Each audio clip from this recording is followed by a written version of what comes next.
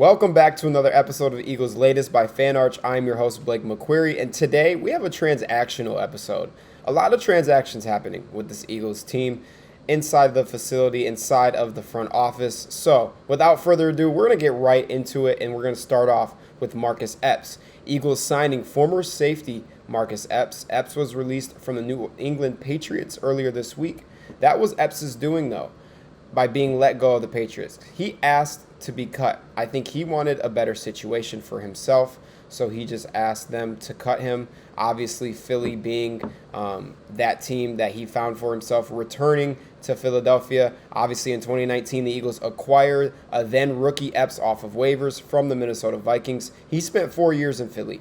Epps worked his way up the depth chart. He went from a rotational contributor, then he went to full-time starter in 2022. Helped the Eagles reach the Super Bowl three years ago. He was a pretty good piece for that defense. That move comes now after Andrew Makuba, the rookie on the Eagles roster, has been nursing a hamstring injury. That leaves his status uncertain heading into week one. Obviously, Makuba is a guy that has been in a position battle with Sidney Brown at that starting safety spot. He had a huge game in his preseason debut with an interception, a fumble recovery, a few tackles. He shined. A kid out of Texas that can be a really good piece for the Eagles defense. Now, with Makuba's injury, though, that means Sidney Brown is currently projected to start at safety. No one knows a timeline right now for when Makuba will return, if he's going to be healthy for week one. I think that could change if Makuba gets healthy. I think if Makuba is healthy, he is going to be that guy at safety for the Eagles. I think they will give Makuba the nod. I think after that preseason debut, what he showed that he is capable of, very young, obviously a rookie. He's got high upside. I think Makuba will be the guy. So now the question is, why do you go and get Marcus Epps? If Makuba and Brown both don't seize that starting spot at safety, Epps could be the fallback option. He could be the fallback guy. Obviously, Epps is not ready to play, though, yet. He is a former Eagle, yes, so he is familiar with the franchise, of course. He's familiar with the facilities, some of the front office, things like that. But this is a new defensive system. Different from, obviously, when he played under Jim Schwartz and Jonathan Gannon. Jonathan Gannon, not really a big name to Eagles fans' liking, but it's a different system with Vic Fangio now being the defensive coordinator. He's going to have to get used to that. He's going to have to adjust to that. He is a seasoned veteran, though. He's a 7-year vet, so it's not going to take him a whole bunch of time to get used to it, but it is still a new system, a new playbook, a new coordinator, so obviously things like that take time. He has the experience, though, and he has the knowledge for the two young guys in Brown and Makuba, especially if Makuba is the guy to get that starting role. I think getting Epps is obviously a very good locker room asset, mindset asset. Like I said, for Brown and Makuba, two young guys, Brown entering his third year, Makuba being a rookie. He can be that guy for them. He can look over them, kind of take them under his wing, give them his experiences, his knowledge, things like that. That's why you go and get Marcus Epps. I mean, having veterans like that is important, especially when you know you've got young guys. I mean, this Eagles defense, you look at this Eagles defense, they're young. They're very young in all aspects. Even Quinion Mitchell, he can be a guy, to give Mitchell advice. Like I said, sharing his experiences, things like that. So I like the Marcus Epps signing. I think it's gonna be. I think if he is the fallback option, obviously not what you're anticipating. I mean, I think all summer, obviously, you're anticipating either Sidney Brown or Andrew Makuba. I think, like I said, after Makuba's preseason debut, a lot of people pushing for Makuba to get that starting nod. I think if Makuba's healthy, obviously he will. I think if Sidney Brown gets the nod, I think Brown is going to be, a very good piece for this defense. But Marcus Epps is a good seasoned veteran for those two guys and a good fallback option for the Eagles. Moving over to Willie Lampkin. Eagles claim offensive lineman Willie Lampkin from the Rams off of waivers on Wednesday. Lampkin was released with an injury designation by the Rams. But one thing about Lampkin is he has very unusual size. Like I'm talking like we've never almost never seen before from an NFL offensive guard, like ever.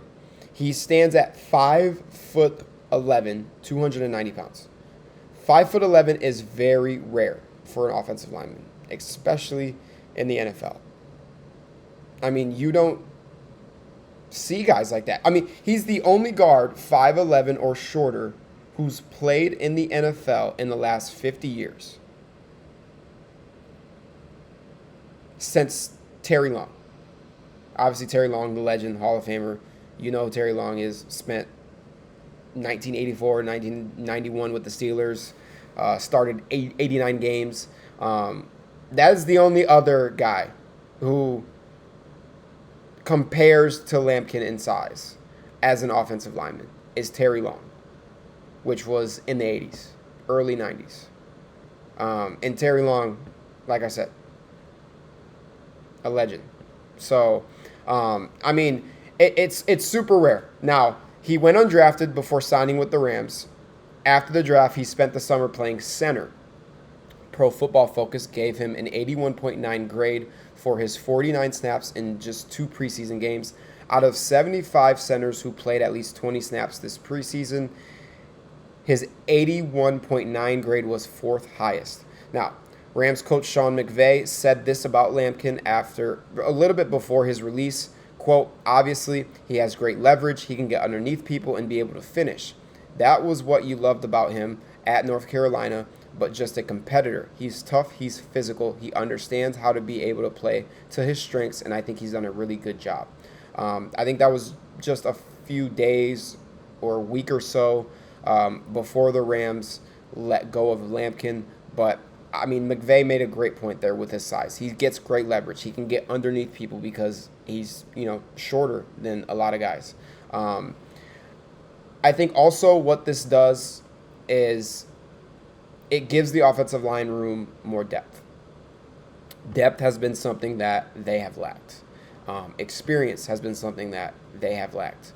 Now, you look at this offensive line room now, who's in it? Cam Jurgens, Tyler Steen, Brett Toth, Lane Johnson, Drew Kendall, Jordan Mailata, Landon Dickerson, Cameron Williams, Matt Pryor, Fred Johnson, and now you get Willie Lampkin. They're trying to find quality depth for this offensive line group. This offensive line group struggled all preseason long, all training camp long. Dickerson also obviously entering the year off of a meniscus injury. The second and third units struggled all summer long in production. I think any way that they feel that they can get better, they're going to do it. Like, for example, bringing back Fred Johnson just a few days ago. Now getting Lampkin. On another note, though, because the Eagles won the Super Bowl, they are last in waiver claim priority. That means 31 other teams passed on Lampkin. Nobody wanted him except for the Philadelphia Eagles. The Philadelphia Eagles are dead last in waiver claim priority. Dead last. And no one else wanted Lampkin. That's a little bit alarming. I think the reason being, obviously, like I said, the size is an issue. It's unusual. I think that could be the reason why 31 teams did not want him. The Eagles do want him. But you can't ignore it also. Me personally, I would prefer a guy who has been here. For example, like Trevor Keegan, a guy that they got rid of yesterday. I would prefer that, honestly, but you never know. Like I said, Howie Roseman's got an eye for guys. He likes Lampkin for some sort of reason. They want depth. They're trying to get quality depth. They get that with Lampkin, getting Fred Johnson back, things like that. That is why they go and do these signings. But look out for Lampkin. Obviously, a guy who is unusual at his size for his position. Moving on, we're going to go unsuccessful claim. The Eagles. So, obviously, successful in claiming Lampkin, but unsuccessful claiming another guy, Jalen Armour Davis. The Eagles were just one of 4 teams who put a claim in on the waived Baltimore Ravens cornerback. That is key. What I just said right there is key. Cornerback. We're going to get to that in a little bit. I just explained how the waiver order works. The Eagles are last, so missed out on Armour Davis, who ended up being claimed by the Tennessee Titans.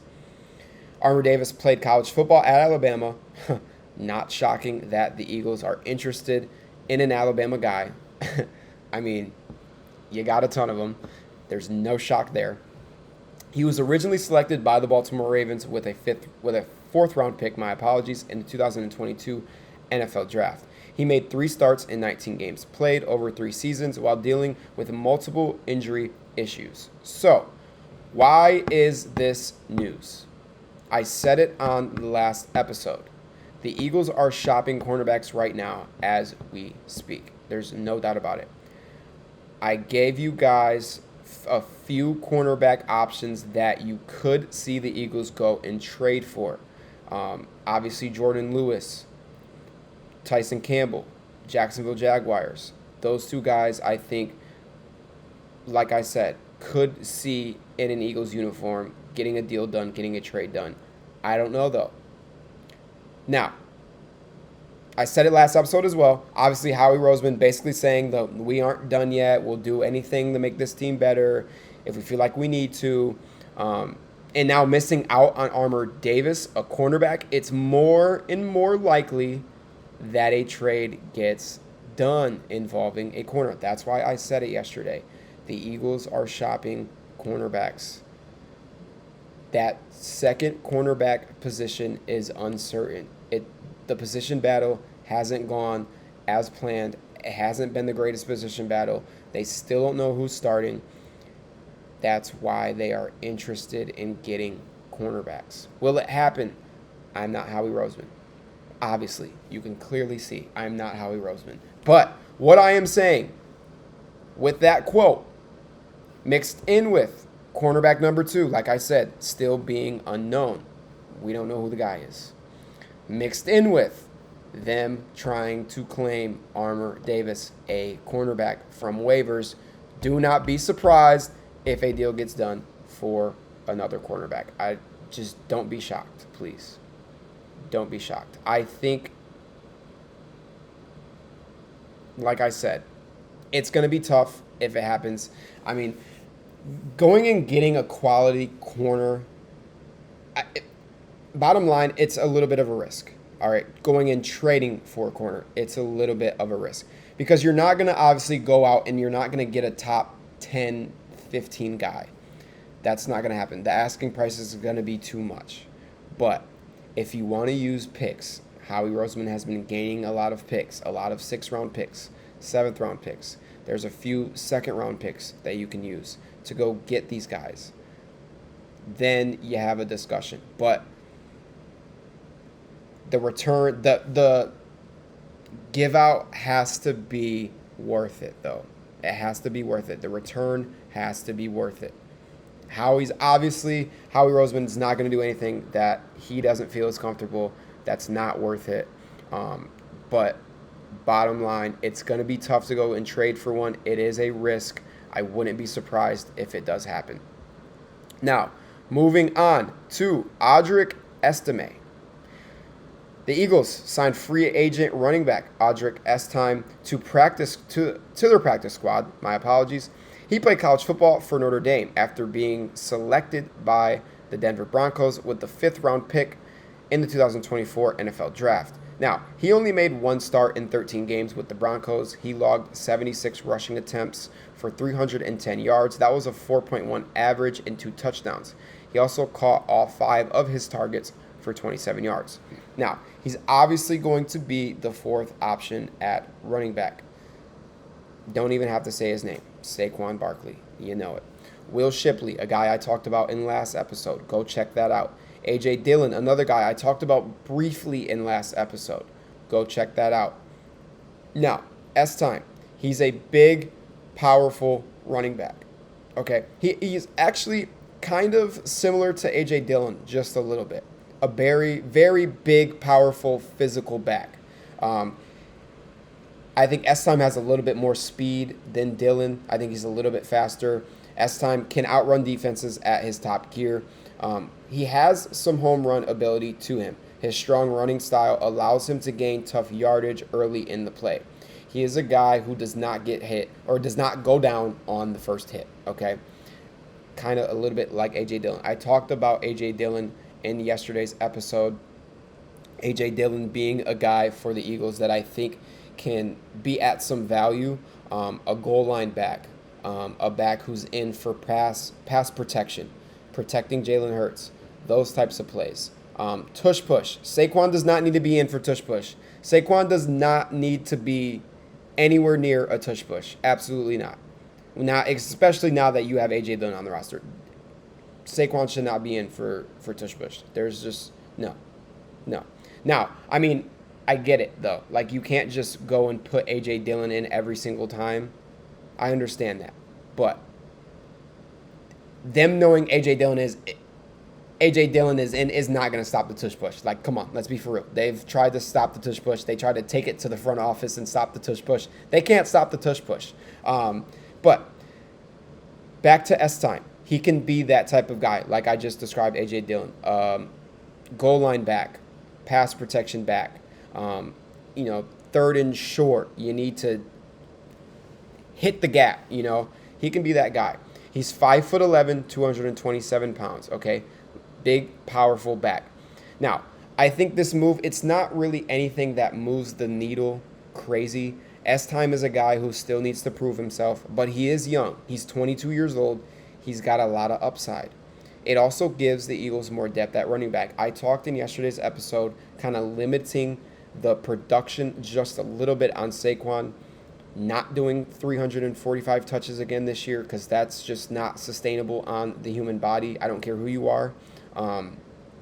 But S-Time's going to be practice squad guy. Now, they can elevate him at any time within the year. Will he get elevated? Probably not. Will Shipley, A.J. Dillon are guys that are still there, guys who will be at value for the Eagles. I think, obviously, if one of those guys goes down, then yes, S-Time will be elevated. He can be, like I said, a goal line guy, tush push guy, pass protection guy. Not much that moves the needle, but it is a good signing for upside and getting a young player who can fill your running back room. So that is all the time that we have today. Obviously, always continue to support. Stay up to date with Eagles latest by Fan Arch. Like, comment, and subscribe, and we will see you guys next time.